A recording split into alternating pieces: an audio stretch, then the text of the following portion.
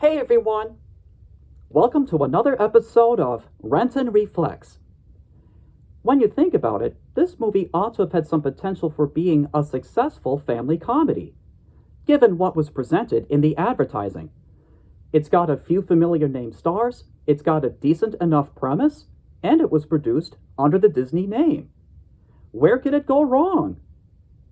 Well, first, let's talk about the story.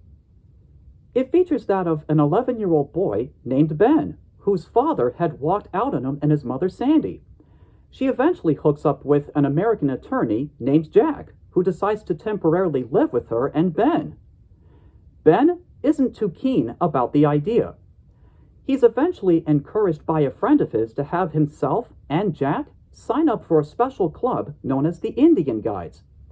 In this way, it is believed that this would humiliate Jack to the point of wanting to break up with Sandy, thus allowing her and Ben to return to their normal lives.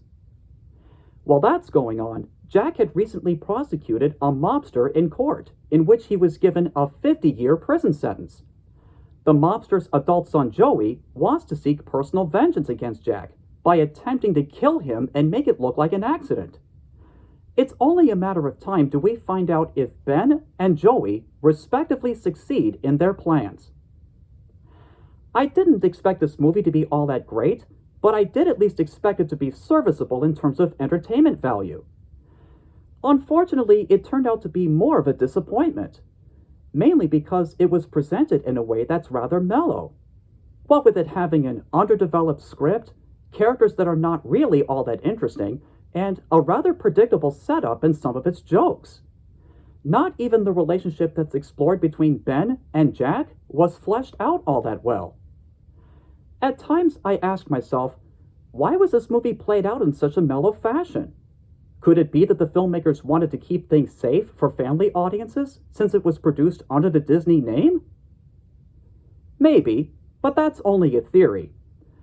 On the whole, I'd say that Disney's Man of the House is pretty much a big meh. On a scale between 1 and 10, I personally give this film a 5. Though not horrible by any means, it's just not a film that I personally recommend checking out. And that concludes my review. Thanks for watching, and I'll see you next time.